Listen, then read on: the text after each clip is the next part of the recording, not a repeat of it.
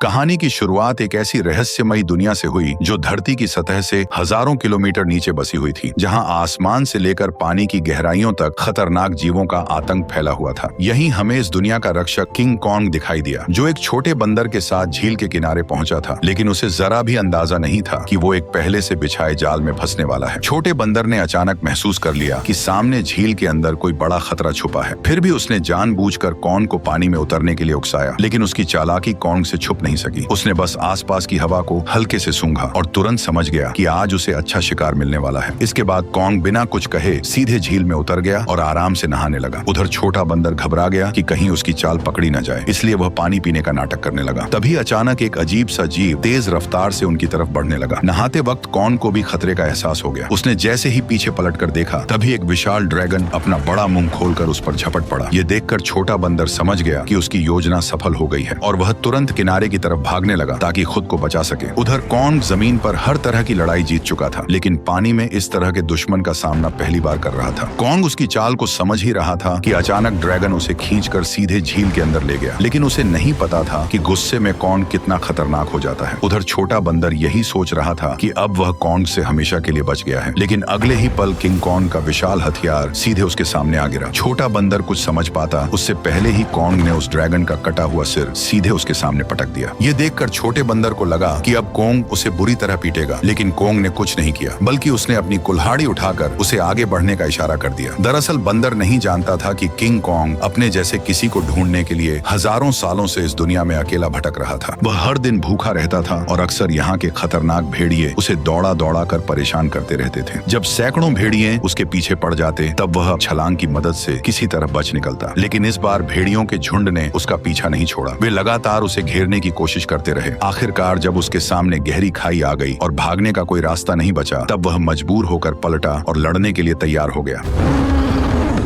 भेड़िए सोच रहे थे कि इस बार शिकार आसान होगा, लेकिन उन्हें अंदाजा नहीं था कि किंग कॉन्ग पहले से ही जाल बिछाकर बैठा था। जैसे ही एक भेड़िए ने छलांग लगाई, तभी अचानक कॉन्ग का जाल एक्टिव हो गया और भेड़िया तुरंत ट्रैप में फंस गया। गड्ढे में गिरते ही लकड़ी के नुकीले भाले भेड़िए के आर पार निकल गए। सही मौका देखते ही कॉन्ग ने तुरंत पेड़ का भारी तना उठाकर गड्ढे में फेंक दिया। जैसे ही जाल एक एक करके एक्टिव हुए, पहाड़ से बड़े बड़े पत्थर लुढ़कते हुए नीचे गिरने लगे और भागने की कोशिश कर रहे भेड़िए वहीं फंस गए। लेकिन धुआं छटते ही कुछ जिंदा बचे भेड़िए फिर भी शिकार छोड़ने को तैयार नहीं थे। गुस्से में किंग कॉन्ग ने एक भेड़िए की लाश पकड़ी और अपनी ताकत दिखाते हुए उसे जोर से फाड़कर दो टुकड़ों में बांट दिया। ये देखकर बाकी बचे भेड़िए डर के मारे पूंछ दबाकर वहां से भाग गए। हालांकि शिकार मिलने के बाद भी किंग कॉन्ग के चेहरे पर कोई खुशी नहीं थी, क्योंकि उसके मुंह के सड़े हुए दांत ने उसे बहुत परेशान कर रखा था। इसी बीच छुपकर बैठी एक छिपकली मौका देखकर मांस का टुकड़ा उठाकर भागने लगी। किंग कॉन्ग तुरंत उसे रोकने के लिए झपट पड़ा, लेकिन तभी उसका ध्यान दूर से आई आवाज पर चला गया। घाटी से आती उस दहाड़ को सुनकर उसे लगा कि शायद उसका कोई अपना उसे बुला रहा है, इसलिए वह तुरंत उस दिशा में दौड़ पड़ा। लेकिन वहां पहुंचकर उसे सिर्फ एक अजीब सा मेंढक मिला जो उसी के जैसी आवाज निकाल रहा था।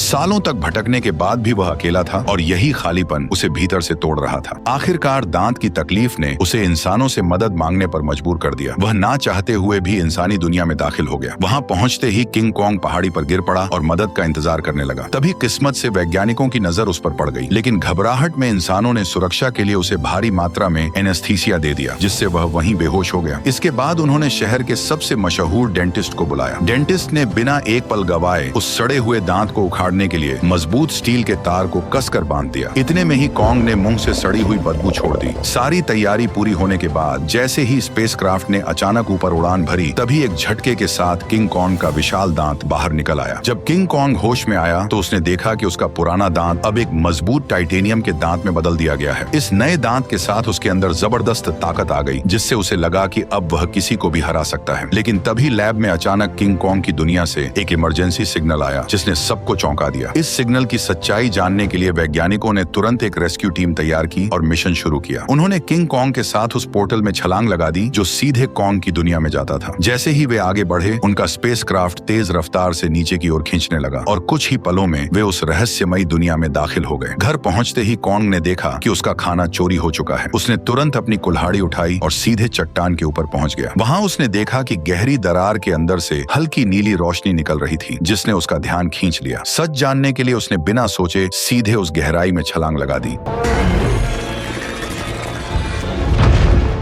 घुप अंधेरे में पहुंचते ही उसकी कुल्हाड़ी अपने आप चमकने लगी। रोशनी पड़ते ही उसे दिखा कि चारों तरफ अजीब चमकदार पत्थर फैले हुए हैं जो इस रोशनी पर रिएक्ट कर रहे थे। तभी अचानक दूर से भयानक दहाड़ की आवाज गूंज उठी। वह उस आवाज का पीछा करते हुए झरने के पार पहुंचा, जहां उसे एक नई छिपी हुई दुनिया दिखाई दी। धीरे धीरे आगे बढ़ते हुए उसे अजीब सी बदबू महसूस हुई जो उसे अपनी ओर खींच रही थी। अचानक उसके सामने एक बेहद खतरनाक और विशाल साया उभर आया, जिसे देखते ही किंग कॉन्ग ने तुरंत अपनी कुल्हाड़ी उठाकर मुकाबले के लिए खुद को तैयार कर लिया। जैसे जैसे दोनों के बीच दूरी कम होती गई, वह विशाल साया धीरे धीरे छोटा होता गया और जब सामने आया तो सच्चाई कुछ और ही निकली। असल में वह कोई राक्षस नहीं बल्कि एक छोटा सा मासूम पीले बालों वाला बंदर था, जिसे देखकर वह खुद भी चौंक गया। हजारों सालों में पहली बार अपने जैसे किसी को देखकर किंग कॉन्ग तुरंत झुक गया और अपना हथियार नीचे रख दिया। इसके बाद उसने बंदर से दोस्ती करने के लिए अपना हाथ आगे बढ़ाया। उसे लगा था कि छोटा बंदर भी उसी की तरह अपने जैसे किसी को देखकर खुश होगा, लेकिन अचानक उसने किंग कॉन्ग को जोर से काट लिया।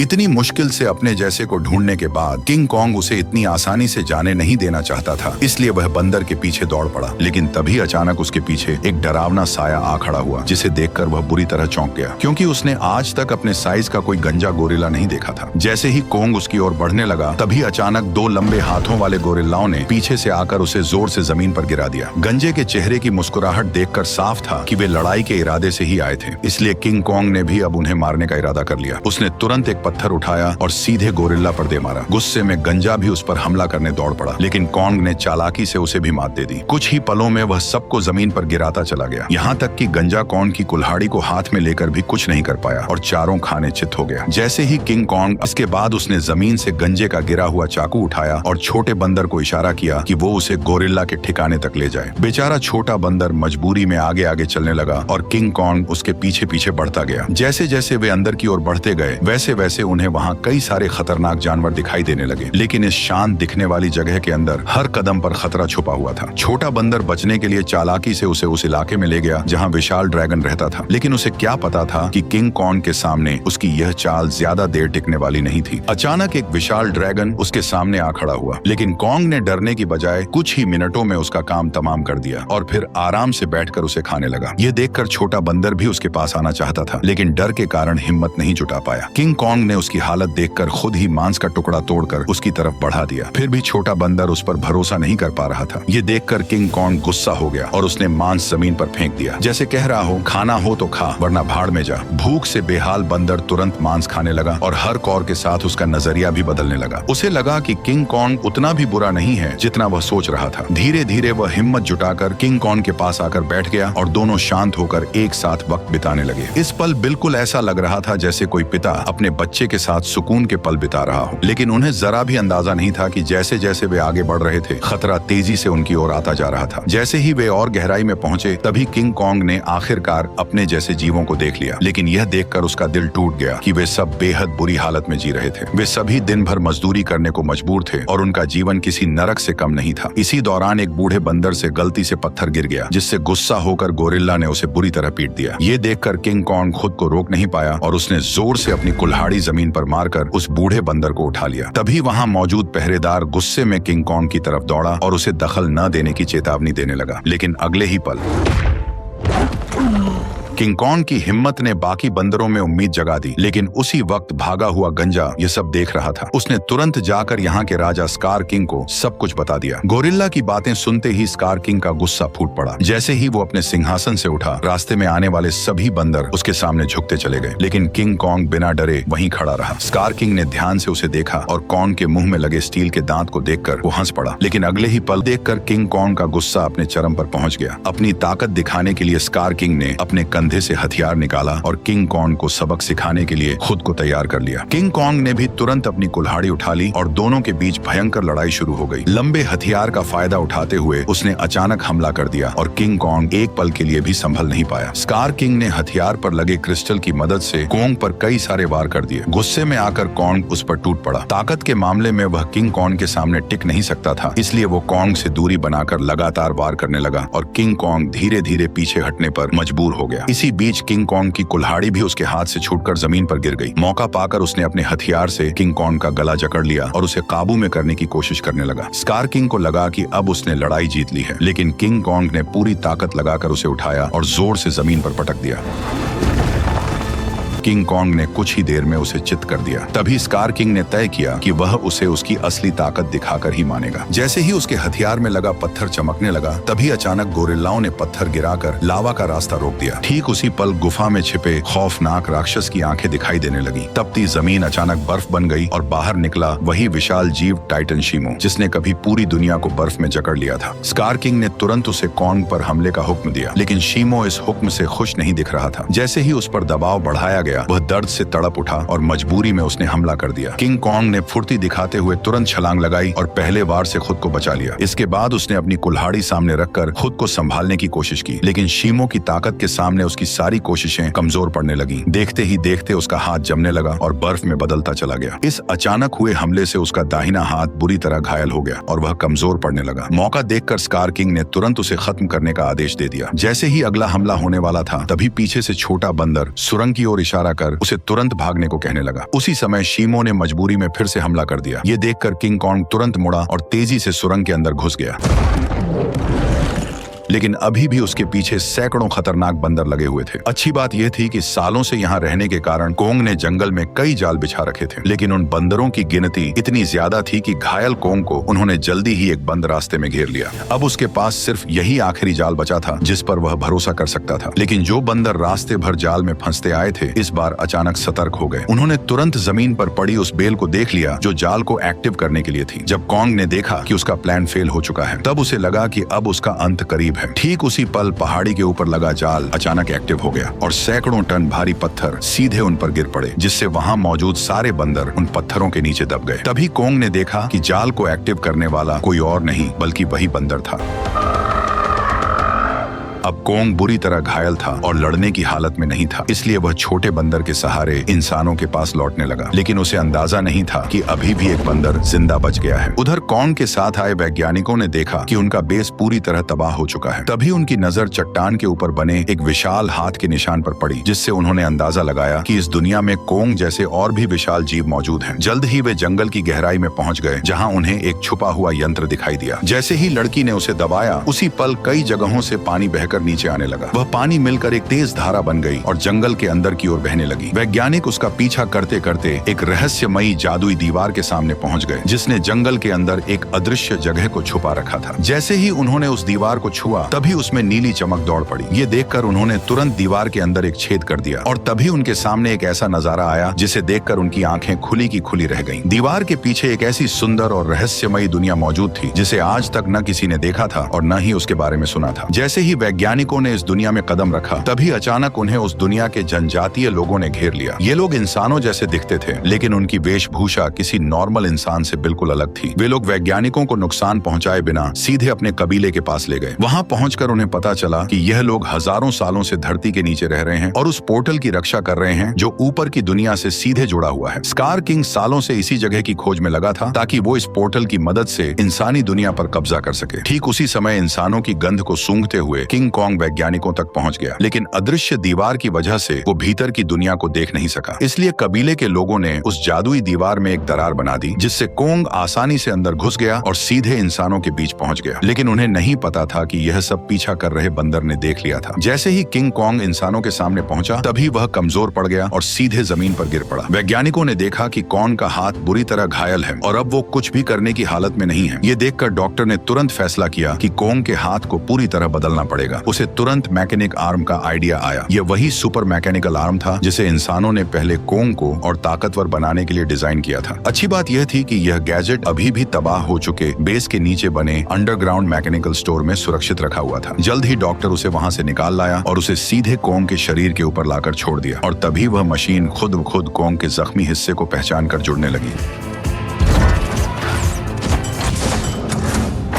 जैसे ही उस हाथ के अंदर की खास दवा कोंग के शरीर में पहुंची, तो बेहोश कोंग को जैसे नई ताकत महसूस होने लगी। उसके चेहरे की खुशी साफ बता रही थी कि वह इस नए हथियार से काफी खुश था। लेकिन तभी अचानक छोटा बंदर जंगल के अंदर से भागता हुआ वहां आ पहुंचा। उसने कोंग को बताया कि स्कार किंग पोर्टल की जगह का पता लगा चुका है और वह शीमो के साथ मिलकर कबीले पर हमला करने वाला है। अकेला कोंग स्कार किंग और शीमो का सामना नहीं कर सकता था, इसलिए उसके पास सिर्फ एक ही रास्ता बचा था, इंसानों की दुनिया में जाकर कई सालों से सो रहे गॉडजिला को जगा देना। है, लेकिन उसे बिल्कुल अंदाजा नहीं था कि जिसे वह अपनी मदद के लिए बुलाने जा रहा है वही गॉडजिला उसके लिए सबसे बड़ा खतरा साबित होने वाला है। अचानक पिरामिड के आसपास की जमीन तेजी से हिलने लगी और नीचे से एक मैकेनिकल हाथ बाहर निकल आया। यही वह जगह थी जो धरती तक पहुंचने का पोर्टल खोलती थी। जल्द ही कोंग पोर्टल से बाहर निकल आया। कोंग की आहट महसूस होते ही गॉडजिला अचानक नींद से जाग गया और बिना एक पल गवाए सीधे उसकी तरफ बढ़ने लगा। जैसे ही वो कोंग के सामने पहुंचा तब गॉडजिला को लगा कि कोंग उसे चुनौती देने आया है, इसलिए वो बिना एक पल गवाए पूरी रफ्तार से उस पर टूट पड़ा। उसकी आंखों में भरा गुस्सा साफ बता रहा था कि वह कोंग को जिंदा छोड़ने वाला नहीं है। तेजी से अपनी ओर बढ़ते गॉडजिला को देखकर कोंग ने हाथ उठाकर उसे समझाने की कोशिश की, पर गॉडजिला अब किसी भी बात को सुनने वाला नहीं था। उसने सीधे टक्कर मारकर कोंग को सैकड़ों मीटर दूर फेंक दिया।